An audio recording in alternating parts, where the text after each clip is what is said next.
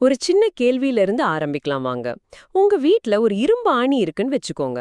அத கொண்டு போய் ஒரு ஏசி ரூம் மாதிரி எப்பவுமே குளிர்ச்சியா காஞ்ச ஒரு இடத்துல வைக்கிறீங்க. இன்னொரு ஆணியை எடுத்து வெளிய மாடியில நல்ல வெயிலும் மழையும் படுற மாதிரி ஒரு இடத்துல வைக்கிறீங்க. ரெண்டுலயுமே துரு பிடிக்கும். ஆனா எதுல ரொம்ப வேகமா பிடிக்கும்? நீங்க நினைக்கிறது கரெக்ட் தான். வெளியே சூடான ஈரமான இடத்துல வச்ச ஆணி தான் சீக்கிரம் வீணா போகும். ஆனா ஏன் அப்படி? அந்த கேள்விக்கு பதில் சொல்றது தான் நம்ம இன்னைக்கு ஆழமா பார்க்க போற விஷயம். நம்ம கிளாஸ் 12 கெமிஸ்ட்ரி யூனிட் 3 கெமிக்கல் கைனெடிக்ஸ்ல இருந்து factors influencing rate of reaction பத்தி டிஸ்கஸ் பண்ண போறோம். ஆமா, இது டெக்ஸ்ட் புக்ல படிக்கிற ஒரு டாபிக்கா மட்டும் பார்க்கக்கூடாது. இதோட ரியல் வேர்ல்ட் இம்பாக்ட் ரொம்ப பெருசு. ஒரு ரியாக்ஷனோட ஸ்பீடை நம்ம கண்ட்ரோல் பண்ண முடிஞ்சா கேன்சருக்கு புது மருந்துகளை வேகமா உருவாக்க முடியும். நம்ம சாப்பிடுற ஃபுட்டை கெட்டு போகாம 5 நாளுக்கு பதிலா 5 மாசம் வச்சுக்க முடியும். ஃபேக்டரிஸ்ல குறைவான செலவுல அதிகமான பொருட்களை தயாரிக்க முடியும். சொல்லப்போனா கெமிஸ்ட்ரிய ரியல் வேர்ல்ட்ல கண்ட்ரோல் பண்றதுக்கு இதுதான் ஆதாரம். ஓகே, அந்த கண்ட்ரோலை புரிஞ்சுக்கணும்னா முதல்ல இந்த ஃபேக்டர்ஸ்னா என்னன்னு தெரிஞ்சுக்கணும் இல்லையா?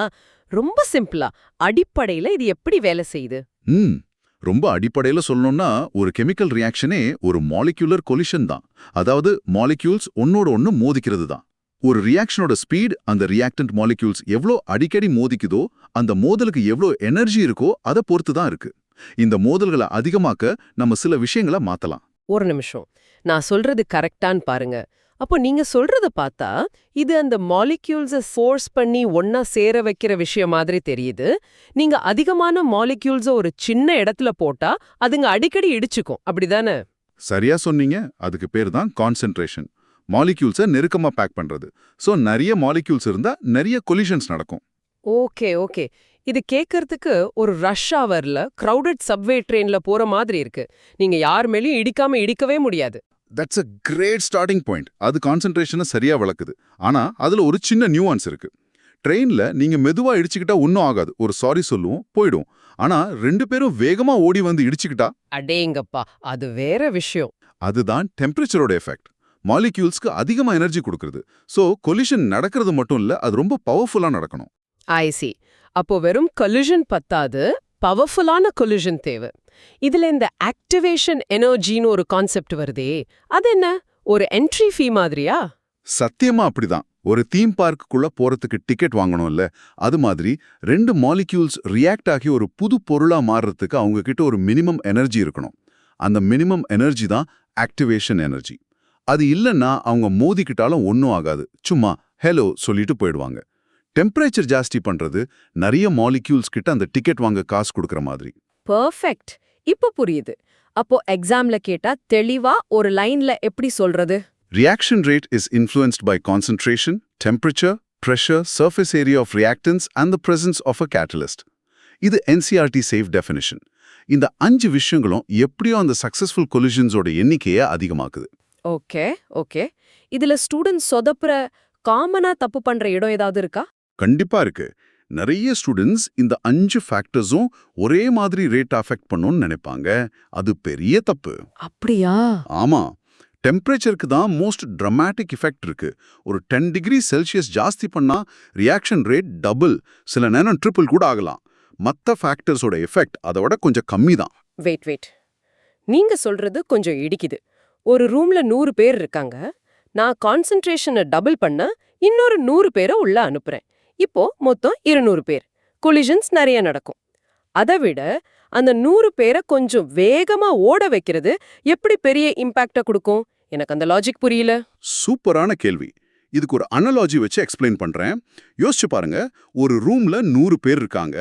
அதுல 2 பேர் மட்டும்தான் 6 அடிக்கு மேல உயரமா இருக்காங்கன்னு வச்சுப்போம்.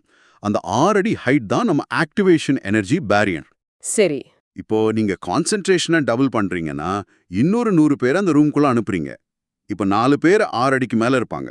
இது ஒரு லீனியர் இன்க்ரீஸ். ஆமா, 2 மடங்காச்சு. ஆனா டெம்பரேச்சரை ஜாஸ்தி பண்றது எப்படின்னா, அந்த ரூம்ல இருக்கிற எல்லா 100 பேருக்கும் ஒரு மேஜிக் போஷன் கொடுக்கற மாதிரி. இப்போ 2 பேர் இல்ல 20 பேர் 6 அடிக்கு மேல வளர்ந்துடுவாங்க. வாவ், அதுதான் எக்ஸ்போனென்ஷியல் எஃபெக்ட். டெம்பரேச்சர் ஆக்டிவேஷன் எனர்ஜியை தாண்ட முடியாத சின்ன மாலிக்யூல்ஸை கூட ஹை எனர்ஜி மாலிக்யூல்ஸா மாத்துது. அதனால தான் சின்ன டெம்பரேச்சர் சேஞ்சும் பெரிய இம்பாக்டை கிரியேட் பண்ணுது. வாவ்! இப்போதான் அந்த கான்செப்டோட பவர் புரியுது. ஓகே, அந்த லிஸ்ட்ல சர்ஃபேஸ் ஏரியான்னு ஒன்னு இருந்ததே. அது என்ன கான்செப்ட்? ஒரு ஆளோட சர்ஃபேஸ் ஏரியாவா? இல்ல, இது சாலிட் ரியாக்டன்ஸ்க்கு மட்டும்தான் முக்கியம். இன்னும் சிம்பிளா சொல்றேன். உங்ககிட்ட ஒரு பெரிய சுகர் கியூப் இருக்கு. அத டீல போட்டா கரைய நேரமாகும். ஆமா. ஏன்னா டீ அந்த கியூபோட வெளிப்பக்கத்துல இருக்கிற மாலிக்யூல்ஸோட மட்டும்தான் பேச முடியும், ரியாக்ட் ஆக முடியும். அதே சர்க்கரை கட்டிய நல்லா பொடி பண்ணி பவுடரா போட்டா சட்டுன்னு கரைஞ்சிடும். ஆமா ஷரக்குன்னு கரைஞ்சிரும். ஏன்னா இப்போ நீங்க உள்ள ஒளிஞ்சிட்டு இருந்த லட்சக்கணக்கான மாலிக்யூல்ஸை வெளியே கொண்டு வந்துட்டீங்க. மோர் மாலிக்யூல்ஸ் ஆர் எக்ஸ்போஸ்ட் ஃபார் கலிஷன்ஸ். அதுதான் ஹையர் சர்ஃபேஸ் ஏரியா. ஒரு சங்கை விட அதே பொருளோட பவுடர் வேகமா ரியாக்ட் ஆகும். ரைட். அதுதான் நம்ம மெடிசின்ஸ்லாம் டேப்லெட்ஸா சாப்பிட்றதுக்கு பதிலா சிலர் பவுடரா கலந்து குடிக்கிறதுக்கு காரணமா. So it absorbs faster. நீங்களே அடுத்த பாயிண்ட்டுக்கு வந்துட்டீங்க. எக்ஸாக்ட்லி. அந்த 5வது ஃபேக்டர் கேட்டலிஸ்ட். இது ரொம்ப இன்ட்ரெஸ்டிங். ஒரு கேட்டலிஸ்ட் என்ன பண்ணுன்னா, அந்த தீம் பார்க்குக்குள்ள போறதுக்கு 100 ரூபாய் டிக்கெட்டுக்கு பதிலா, ஹேய் இங்க ஒரு 20 ரூபாய் ஷார்ட்கட் இருக்கு, இது வழியா போங்கன்னு ஒரு புது ஈஸியான வழியை காட்டும். ஓஹோ. ஸோ அது மாலிக்யூல்ஸ்க்கு எக்ஸ்ட்ரா எனர்ஜியா கொடுக்காது. ஆனா அது ஆக்டிவேஷன் எனர்ஜியை குறைக்கும். ஸோ கம்மியான எனர்ஜி இருக்கிற மாலிக்யூல்ஸ் கூட இப்போ ரியாக்ட் ஆக முடியும். I see. So the catalyst is like a tour guide with a secret pass. இதுக்கு நம்ம ரியல் வேர்ல்ட்ல ஒரு பவர்ஃபுல் எக்ஸாம்பிள் பார்க்கணும்னா எங்க பார்க்கலாம்? நம்ம லைஃப்க்கு ரொம்ப முக்கியமான ஒரு எக்ஸாம்பிள் பார்ப்போம். அமோனியா தயாரிக்கிற ஹேபர் ப்ராசஸ். கேள்விப்பட்டிருக்கேன். இது இல்லைன்னா உலகத்துல உரம் இருக்காது, நமக்கு சாப்பாடு கிடைக்கிறதே கஷ்டம். இந்த ப்ராசஸ்ல நைட்ரோஜனும் ஹைட்ரோஜனும் சேர்ந்து அமோனியாவா மாறும். ஆனா இது ரொம்ப ஸ்லோவான ரியாக்ஷன். பிராக்டிக்கலா யூஸ் பண்ண முடியாத அளவுக்கு ஸ்லோ. சோ நம்ம இப்ப படிச்ச ஃபேக்டர்ஸை யூஸ் பண்ணி அதை ஸ்பீட் அப் பண்ணுவாங்களா? Just increase the temperature and pressure? அங்கதான் ஒரு சின்ன பசில் வருது. நீங்க சொன்ன மாதிரி ஹை டெம்பரேச்சர் யூஸ் பண்ணா ரியாக்ஷன் வேகமா நடக்கும். ஆனா அந்த ரொம்ப அதிகமான டெம்பரேச்சர் உருவான அமோனியாவை திரும்ப நைட்ரஜன் அண்ட் ஹைட்ரஜனா பிரிச்சிடும். அட, ஈக்குவலிபிரியம் ஷிஃப்ட் ஆயிடும். ஓ, சோ ஒன்னு சரி பண்ணா இன்னொரு ப்ராப்ளம் வருது. ஓகே, அப்போ பிரஷரை ஜாஸ்தி பண்ணலாமா? பிரஷரை ஜாஸ்தி பண்ணா மாலிக்யூல்ஸ் நெருக்கமா வரும், கான்சன்ட்ரேஷன் அதிகமாகும், பொருள் நிறைய கிடைக்கும். ஆனா அது தாங்குற மாதிரி ஒரு பெரிய ஃபேக்டரி கட்ட 1000 கோடி செலவாகும். அது பிராக்டிக்கலா சாத்தியம் இல்ல.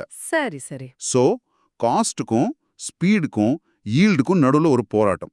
இங்கே தான் ஐரன் கேட்டலிஸ்ட் ஒரு சூப்பர் ஹீரோ மாதிரி வந்து ரெண்டையும் பேலன்ஸ் பண்ண உதவுது. அது ரியாக்ஷனை மாடரேட் டெம்பரேச்சர்லேயே வேகமாக நடக்க வைக்கும். இந்த பேலன்சிங் ஆக்ட் தான் கைனடிக்ஸோட அதிசயம். டீக்குள்ள கூட இதுக்கு எக்ஸாம்பிள் இருக்கா? நம்ம பாடி ஒன்னும் ஹை டெம்பரேச்சர் ஹை பிரஷர்ல ஃபங்க்ஷன் ஆகலையே. நீங்க ரொம்ப சரியான கேள்வி கேட்குறீங்க. நம்ம பாடியில் இருக்கிற ஆயிரக்கணக்கான ரியாக்ஷன்ஸும் பாடி டெம்பரேச்சர்ல யானி 37 டிகிரி செல்சியஸ்ல தான் நடக்கணும். இதுக்கு காரணம் நம்ம பாடியில் இருக்கிற என்சைம்ஸ். என்சைம்ஸ். இந்த என்சைம்ஸ் தான் பயாலஜிக்கல் கேட்டலிஸ்ட்ஸ். நம்ம சாப்பிட்ற சாப்பாடு உடனே எனர்ஜியா மாறுதுன்னா அதுக்கு காரணம் நம்ம ஸ்டமக்ல இருக்கிற பெப்சின் மாதிரி என்சைம்ஸ் தான். அந்த கேட்டலிஸ்ட் இல்லாம நம்ம ஒரு நேரம் சாப்பிட்ட சாப்பாடு செரிக்க 6 மாசம் ஆகலாம். அன்பிலீவபிள். சோ நம்ம பாடியில நடக்கிற ஒவ்வொரு விஷயத்துக்கும் பின்னாடியும் இந்த கேட்டலிஸ்ட் இருக்கு. இப்போ நம்ம ஆரம்பத்துல பேசின அந்த துரு பிடிக்கிற ஆணிக்கு வருவோம். அங்க எப்படி இந்த ஃபேக்டர்ஸ் வேலை செய்யுது? அங்க 2 ஃபேக்டர்ஸ் ஒரே நேரத்துல வேலை செய்யுது. Why it happens? ஈரம் யானி மாய்ஸ்சர் அதிகமா இருக்கிறதுனால அந்த அயனோட ரியாக்ட் ஆகிற டிசால்வ்ட் ஆக்சிஜனோட கான்சென்ட்ரேஷன் ஜாஸ்தி ஆகுது. வெயில் அதிகமா இருக்கிறதுனால டெம்பரேச்சர் ஜாஸ்தி ஆகுது. ரெண்டும் சேர்ந்து அந்த துருப்பிடிக்கிற ரியாக்ஷனோட ரேட்டை ரொம்ப அதிகமாக்குது. ஸோ ஒரு சிம்பிள் அப்சர்வேஷன்லயே நீங்க 2 ஃபேக்டர்ஸோட கம்பைன்ட் எஃபெக்டை பாக்குறீங்க. ஓகே, சோ இப்போ எனக்கு ஒரு டவுட் வருது. அந்த ஹேபர் ப்ராசஸ்ல அந்த அயன் கேட்டலிஸ்ட் ரியாக்ஷனோட சேர்ந்து யூஸ் ஆயிடுமா இல்ல அப்படியே இருக்குமா? Excellent question. இது எக்ஸாம்ல அடிக்கடி கேட்கறது. ஒரு கேட்டலிஸ்ட் ரியாக்ஷனோட ரேட்டை அதிகமாக்கும், ஆனா அது ரியாக்ஷன்ல யூஸ் ஆகாது. ரியாக்ஷன் முடிஞ்சதும் அது கொஞ்சம் கூட மாறாம அப்படியே தான் இருக்கும். ஓஹோ. அதனால தான் அது திரும்ப திரும்ப யூஸ் பண்ண முடியுது. It just provides a platform or a new path. இன்னொரு விஷயம், அந்த கேட்டலிஸ்ட் அமோனியா அதிகமா உருவாக உதவுமா? Does it help us get more product in the end? இது இன்னொரு முக்கியமான பாயிண்ட். ஒரு கேட்டலிஸ்ட் ஃபார்வர்ட் ரியாக்ஷனா N2+H2 tends to 2NH3 எவ்வளோ ஸ்பீடப் பண்ணுதோ அதே அளவுக்கு ரிவர்ஸ் ரியாக்ஷனையும் NH3 tends to N2+H2வும் ஸ்பீடப் பண்ணும். அப்படியா? ஆமா. ஸோ அது ஃபைனல் ஈக்குலிபிரியம் பொசிஷனை மாத்தாது. You get to the final destination faster, but the destination itself doesn't change. உங்களுக்கு அதே அளவு அமோனியா தான் கிடைக்கும், ஆனா சீக்கிரமா கிடைக்கும். So, what does this all mean for someone preparing for an exam?